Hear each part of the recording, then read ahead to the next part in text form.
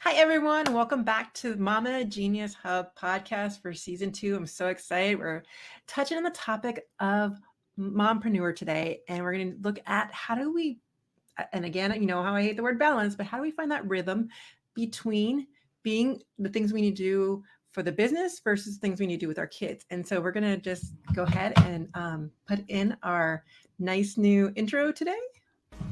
Welcome to Mama Genius Hub podcast, where we support moms with big dreams from entrepreneurship to personal aspirations. I'm your host, Michelle DeKaiser, and I'm here to help you unlock your potential in all areas of life. Join us as we explore strategies for thriving in motherhood while pursuing the dreams, the key to actually unlocking your genius. Subscribe now and embark on a journey to realize your fullest potential. And so today with me, I'm so excited to have Chelsea with me. Chelsea Hewsome is a best-selling author, speaker, and owner and founder of the American GPR and Corn. Chelsea is a trailblazer in the male-dominant construction industry. We're going to hear all about that.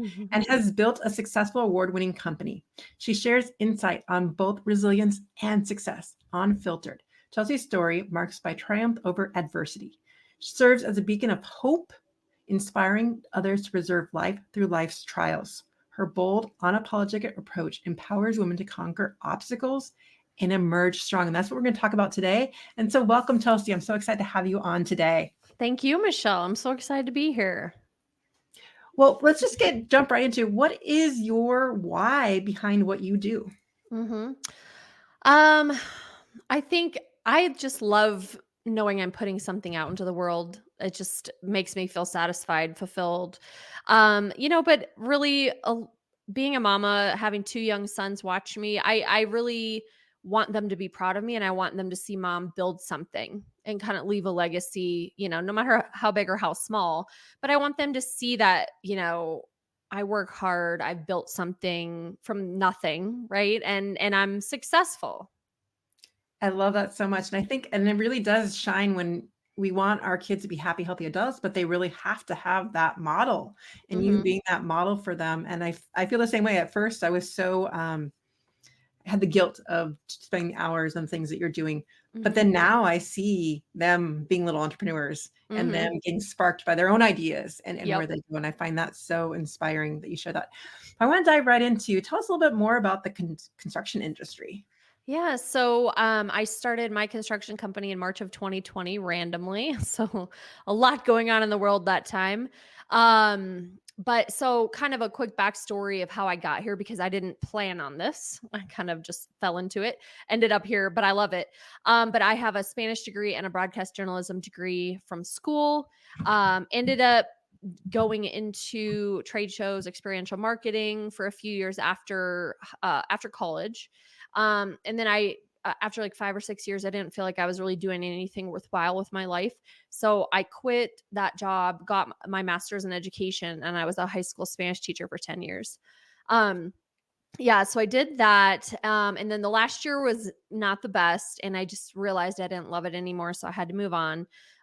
So I actually took the only job that I was even offered was an office manager for a different construction company. So I actually took that job and then started mine in March of 2020. And I actually worked both jobs until April of 22. Then I was just like, I physically cannot work 2 full-time jobs at this point.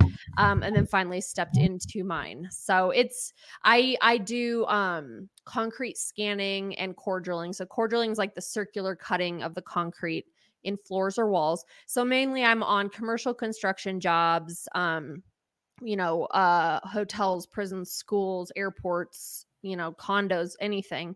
And I work mainly with electrical and mechanical companies to just more or less cut up the concrete, and then they come in and put whatever it is they put in there.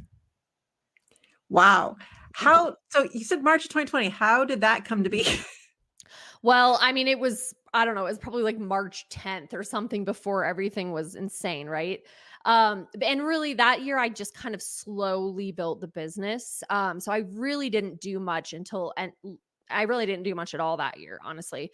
And then really kind of hit the ground running the next year. So how do we, again, let's go back to the word rhythm. And so Mhm. how do you find your rhythm in the day between your motherly, things that you wanna do Mhm. versus the business things? What are some tips you have for moms out Yeah. there who are struggling with that? Yeah, I mean, I think society a lot of times tells us moms, especially and women, that it's selfish to take care of yourself, which I do not agree with at all. So let's just move that to the side and like that's not valid anymore. So I think you need to get rid of, I mean, we always will have some form of mom guilt, probably, honestly, but you need to become okay with taking care of yourself truly, because you will be a better person in the world if you do that. Um, so for me personally, I get up at 5:30 in the morning. I go to the gym immediately while my family sleeps because my phone in construction starts ringing at 6 or 7 a.m. And by that time, it's on and like it's crazy. So that is something that I do for me because if I'm going to say, oh, I'll work out this afternoon at 2 or 3, I will find a million excuses to not. Something will come up with work and I will just be tired and not do it. I guarantee it. So I have to do it in the morning. And then I feel better all day. And then for me, I bust it out when I'm working and my kids are at school, like I get a lot done. And I know being an entrepreneur, I know what I have to get done that day and what can maybe push to the next day, right? But getting outside, getting in the sunshine, walking my dog, feeding myself healthy foods, things like that. Like, no, getting rid of any bad habits that are draining my energy or making me feel bad, right? Because that's not helping us. So, getting rid of that, putting in positive things that make you feel good and energize you. And I'm super boring. I'm like a 90-year-old grandma. I go to bed by 9 at night. I'm like passed out by 9 because I'm exhausted, but I get up so early, right? But I need a lot of sleep. And I only get like 7.5 hours a night. But for me, like if I get less than that, I'm a crazy person. So since you have so much going up, do you have any, tips or recommendations? So you talked about eating healthy, but are there, like, Mhm. ways where you any tips you have of how to manage that in your in the schedule that is so packed? Yeah, I mean, it's a lot of like pre-planning. When I was a teacher, for example, if I didn't I knew, so I would make dinner the night before, right? And I would pack my lunch. I would just take a little extra from dinner, pack it so I knew I had a healthy lunch the next day. Because if I didn't, you're going to bet that I was like door dashing some greasy cheeseburger that sounded delicious, right? So I have no self-control with eating. I love yummy stuff. I love sweets. So having like planning ahead and knowing, yes, okay, I have a lunch, it's packed, it's ready to go. And what are you going to have for breakfast? You could, even if it's something you eat in the car on the way to work or whatever, just for me, pre-planning and pre-thinking of things helps me stick to it more. So it kinda goes into, you also mentioned having, figuring out what's draining your energy. So do you Mhm. have any recommendations on, like, how to come to that determination of things that might be draining you, or how to even identify that? Because Mhm. Yeah. some moms might not even recognize that. Realize. Yeah, so I'll give an example for me. So I realized that, and nothing bad if you do drink. I love some red wine and margaritas. I'm just going to say that. But I was realizing that I was having 2 glasses of wine, of red wine, and I would wake up the next day with a horrible headache. And till I went to bed, I had it and I felt absolutely horrific. And I was like, okay, now I'm cranky. I skipped the gym because I have a headache. Now I'm going to eat a double cheeseburger and a Coke for lunch because, that's going to help me. And then I snapped at my kids because I'm cranky. And it's just real for me. I was like, that is the one thing that is, if I actually look at my day and how I'm acting, that was the one thing that was derailing all my healthy habits.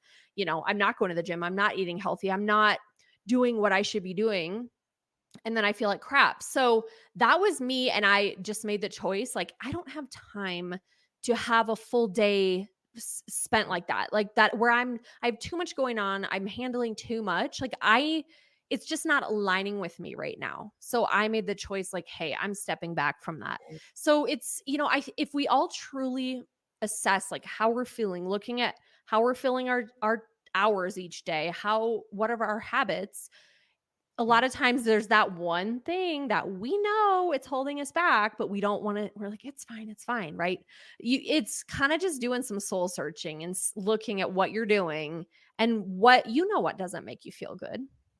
I love that so much. And sometimes I think I just wanted to call it out a little bit on here because sometimes that soul searching is the deep work that we just Mm-hmm. kind of want to ignore. And so I just wanted Yeah. to hear from your words because I agree with that so much. It's like, I know I should not be doing that. And actually, it's funny when I did the 75 hard, one of the things was not drinking. Mm-hmm. And Mm-hmm. and it was just a realization of how much like I was just having one or two drinks a night or just not Yeah. realizing it and just the energy that you take out or things. And it's not that, and honestly, it's like I hardly even want to drink. Like I'm such a lightweight. Yeah. I know, right?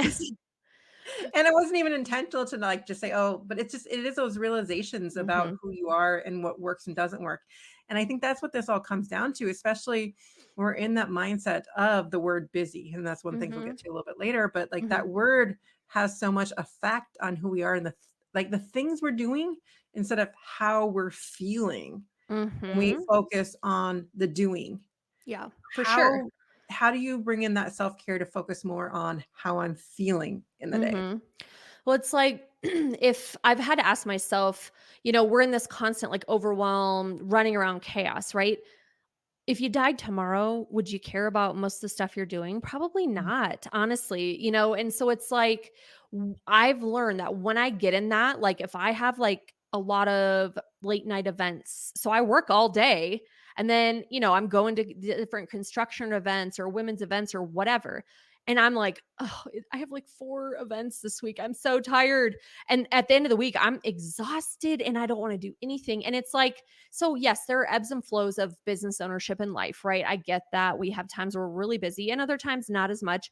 But if I've kind of started asking myself, okay, if whatever this event is, if it's for work, is it moving my business forward? Is it moving the needle forward? Like in a big way? Mhm. I really need to be there, then I'll be there. If it's not, if I'm just going to show my face, then whatever. If I don't really need to, and it's okay to not feel the need to be at everything, right? Same with personal stuff. If you're invited to do something or you have an opportunity, does it directly align with your goals and how you want to feel? If your soul's like, yes, I totally want to be there. That sounds amazing. I love that.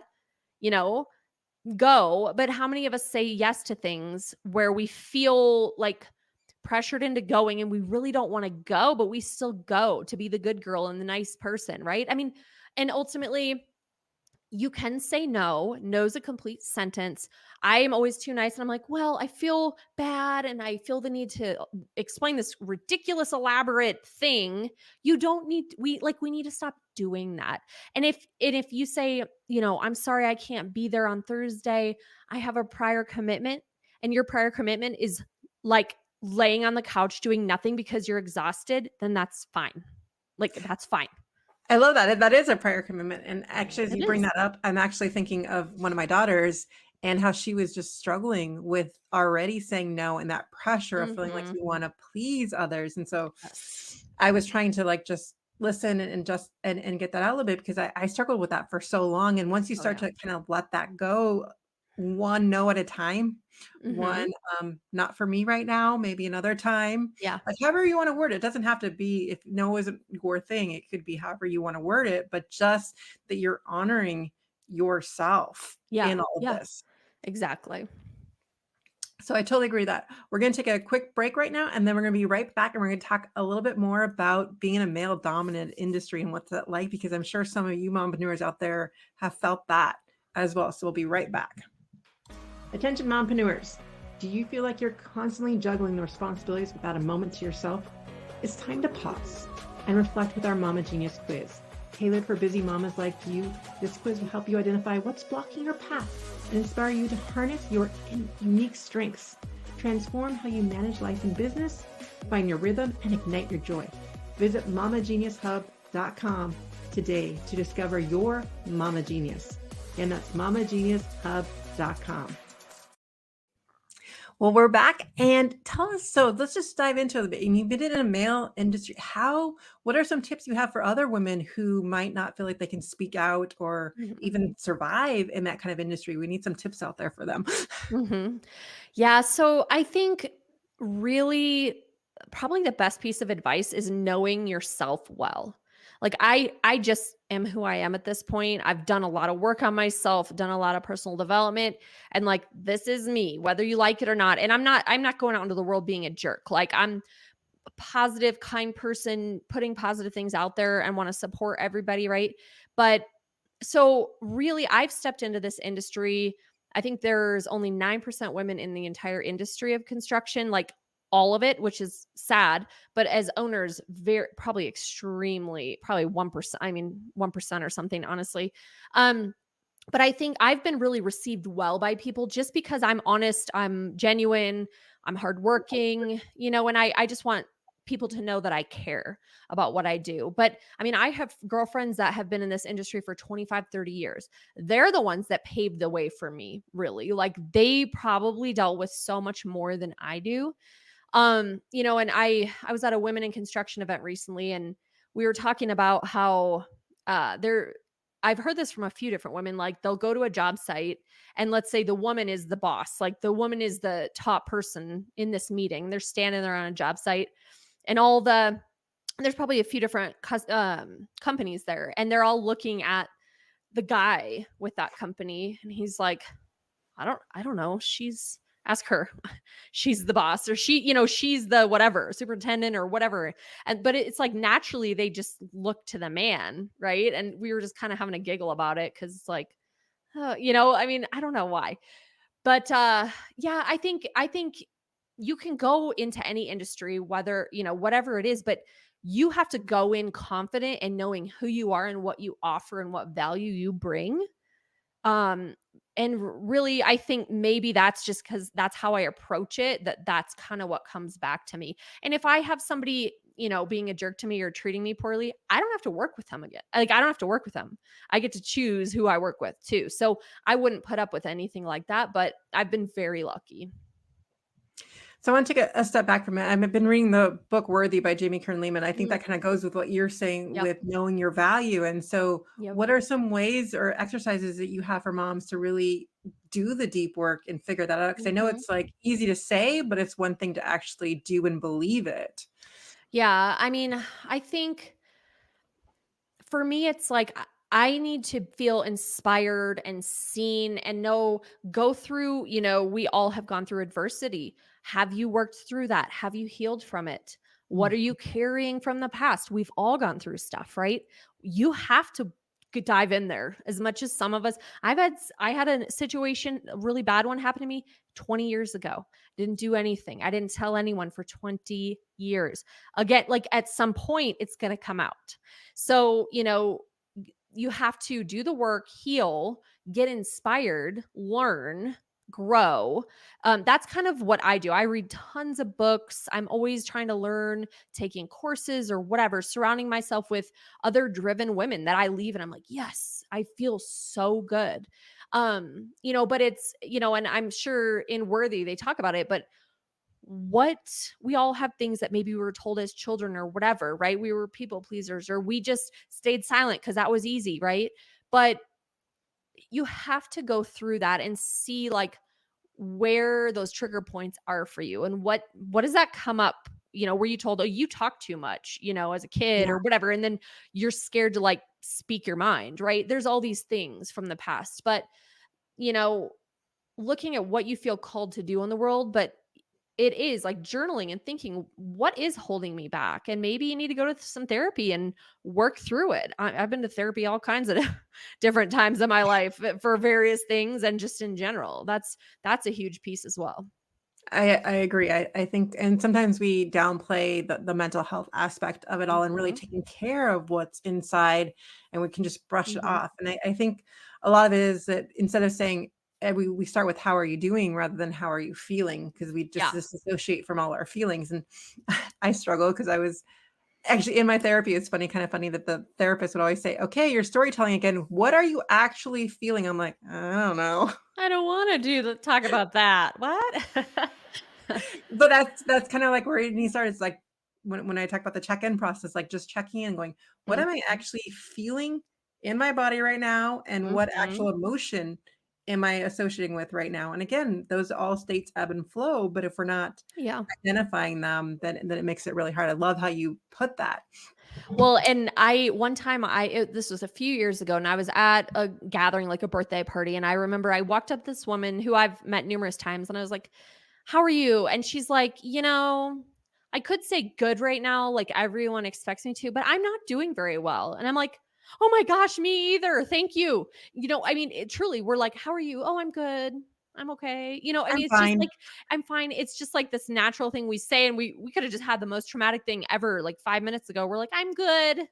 It's like, no, like you can I actually be love the look on your real. face when you said that, "I'm good."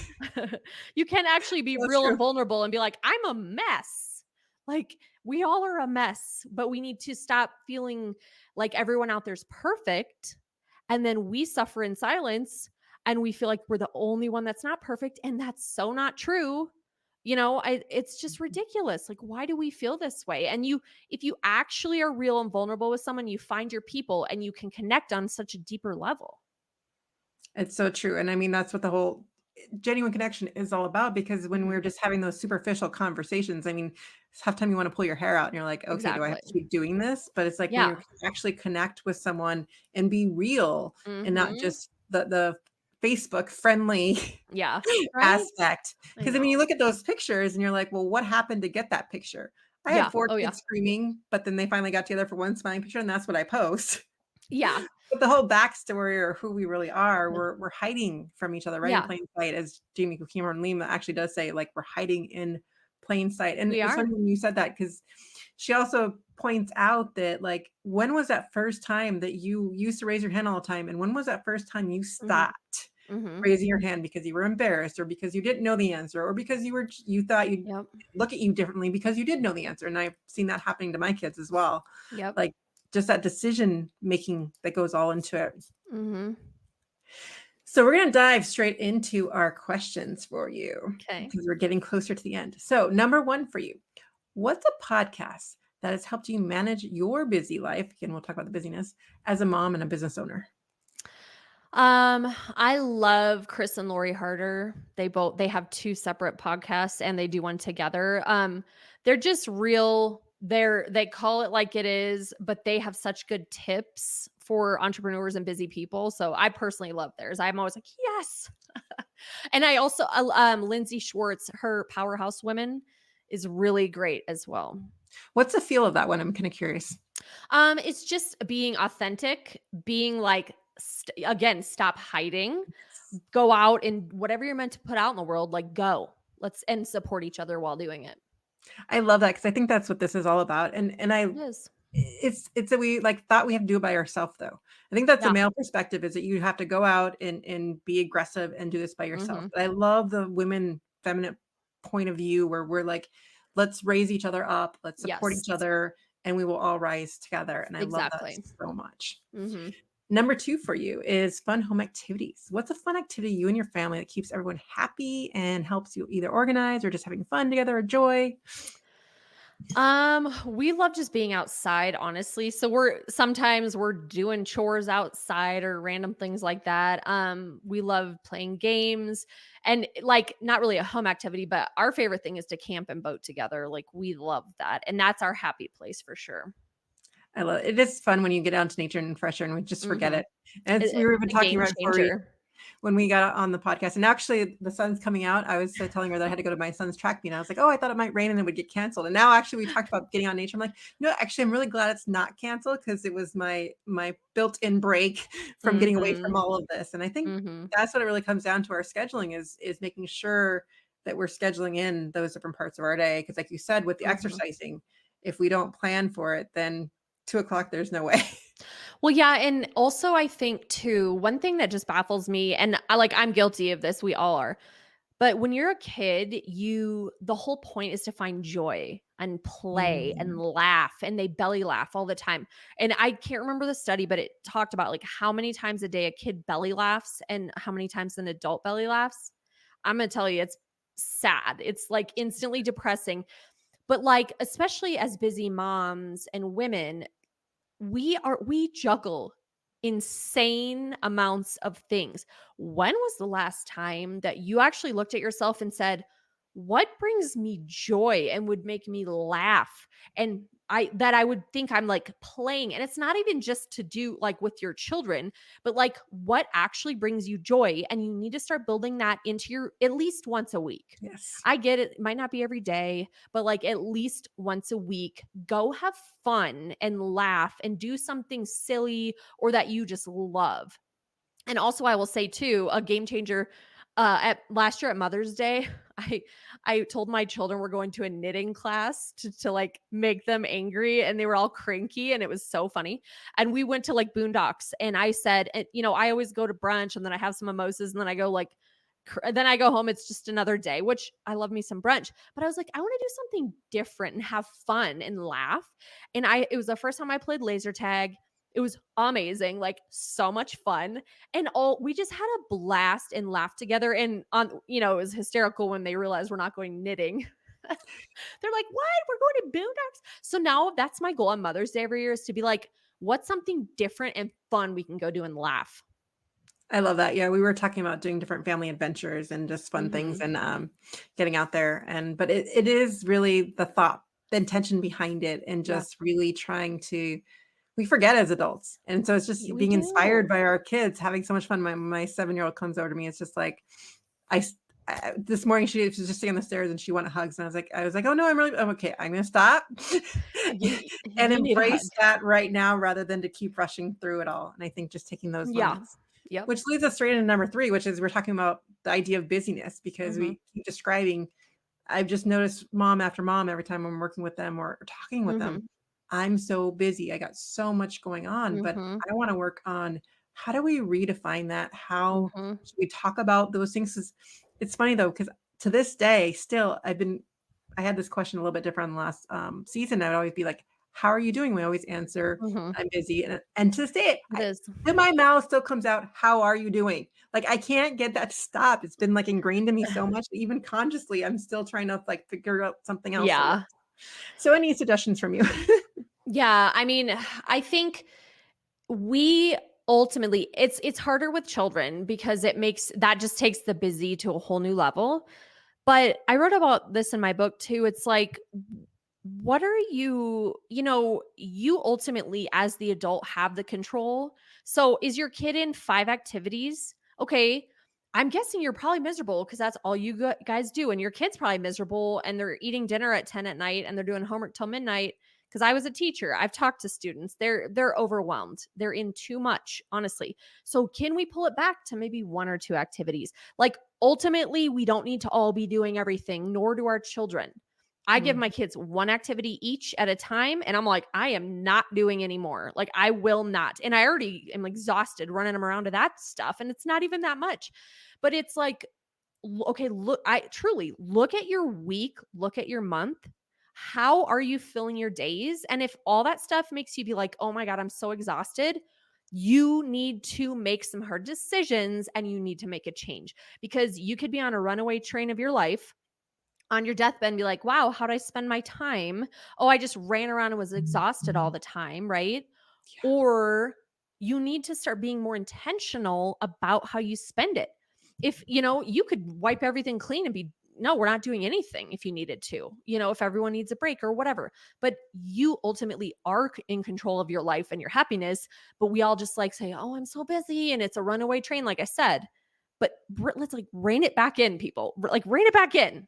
Language matters. It matters the Yeah. way we describe it, the way that we Mhm. feel it, because I don't know, the word busy just kinda, like, makes you tense, Yeah. and so the way we bring it up and the way we start to say Mhm. actually, as you were talking, I came with the idea came up, asking someone, "What were you intentional about today?" And I think when I we like come that. back with the intention of what we're doing and why we're doing it, Mhm. and we just start using that word more in our vocabulary of why we're doing something, then Yeah. we start making more meaning with it. Yeah. Yep. Which leads us on to number 4, especially for you, with celebrating success. So, what does successful mean to you, and how do you celebrate when you've done something great in your business or as a mom, however you want to take it? So I love, for me, success is not working 60 to 80 hours a week. It's not having a quote successful company on the outside, like it's appearing to do well, right? But then you turn around, your family hates you, your kids hate you, you're getting divorced, your health's in the toilet, you just hate your life. Like, to me, if that's success, I don't want it. So for me, being successful is actually looking at what are my priorities in life, making those non negotiables, filling my business in around it, because you actually can do that. I spent last year, I turned 40 and I was like, I want to turn 40 in Italy. I went 10 days in Italy and I run the entire company. I don't have employees that do anything else besides my employees that are on a construction site. So I do everything. And so, but I made it work. I like went and had the best time. I've been on the beach in Mexico and I've had, but I make it work, or I go skiing with my kids and then I come back to the hotel, throw them in the pool and I work a little bit. It doesn't, my hours might be a little weird or it's just different, but I also am living my life at the same time, which is really cool to me. You know what I mean? And I have the flexibility to travel or do whatever. But yeah, I might have to sacrifice a little bit of time there, but I still get to do it. So you ultimately can create the life you want, but you, like I said, are in charge and you have to make the decisions to get there. So what matters to you, put that is first, everything else can come second. I love that. Which leads us right into number 5 with inspiring our kids. How do you Mhm. help your kids find what they're good at, and living in their genius? I love that. I'm always going to be their biggest supporter, cheerleader. I really want them to be dreamers. I do. I try to talk to them about things that, if I have a big meeting, they're like, "Oh, mommy, good luck at your meeting." And then I get them from school, they're like, "How's your meeting today?" I'm trying to talk to them, or we go get my mail at the PO and they'll go get the checks. They're like, "Did we get a big one today?" Like I'm actually talking to them about some of this stuff and trying to show them. Um, and like I said, I want them to be dreamers. I want them, the society, my 7-year-old, he's a really big spirited child. We call him the honey badger. He is just, I have stories for days with this child. It has not been easy, but it's been worth it. He's worth it. But man, it's rough sometimes. But I say to people, he's like a big spirited child that the world's trying to put in a box. They're Mhm. trying to make him like everybody else. He will never be like everyone else, nor should he. It is more difficult trying to parent children like this and keeping them in school and like getting them through school successfully. Who, please pray for me. But I mean, it's like, as it's so hard to like support them and encourage them while not letting them succumb to the pressure of society to be the same and do the same as everybody else. It's so true, that whole sameness Yeah. of, like, everyone needs to be in the classroom in a certain way and all the rules, Mhm. and when Yeah. you were talking, earlier, the other thing that popped in my head was curiosity and Mhm. questions, because kids at Yes. the age of 3, like we were talking about the joy and the belly Mhm. laughs, will ask 100 questions. By 11, is down to, like, asking, like, 2 questions a day, then by the time Yeah. you're, like, 22, like, 2% of the people are even asking questions, and that's really comes down to the Mhm. curiosity and Yes. figuring out what you wanna do, and Mhm. so I'm gonna leave everyone with the challenge today of really one of my first challenges, you kinda put it out there already, is activating your RAS system, your reticular activating system, by asking, "What do I actually like doing?" And you were saying do Mhm. it once a week. Guys, my challenge for you guys today is to do it for 10 minutes. Find something today, depending on what time you're listening to this, or Mhm. tomorrow for 10 minutes that you're gonna do that enjoying, and just kind of see what happens. Because as you start Mhm. to put those questions out there, that's when, just like when you get the new car, you start seeing it everywhere. That's what Yeah. happens when you start activating the RAS, that you start questioning, "What do I enjoy doing?" Which it came directly from Chelsea today, and I love that. And so with that, what final message do you have for everyone, and how can they get hold of you, Tom? Yeah. I would say my message is just like lean into being authentic, vulnerable, real, raw. Let's just connect. Stop trying to be perfect because we're not. And life is so much more enjoyable when you're just I'm a hot mess. You want to come along with me? Right. But I would say the best way to find me is at my website. It's chelseahewsome.com. And I actually on there, right when you go, I have a free, it's called Your Unapologetic Life Workbook. And it's really, these are things that I was thinking about when I get in kind of a rut in life. These are things that I look at and I assess. So that is free if you want to go grab that. Hopefully you find some use of it. Oh, I love that so much. Well, Chelsea, thank you so much for coming on today. And we're dived into a lot of different ideas today. And we'll see you on the next one. And we'll go ahead and play that outro. Thank you for joining us in today's episode of the Mama Genius Hub podcast. If you found value in our conversation, please share this episode with another mama who might benefit. Sharing helps us build a supportive community and reach out to more mamas like you. After all, it's more fun when we do motherhood together. Until next time, stay motivated and continue to pursue your dreams as you shine in your genius.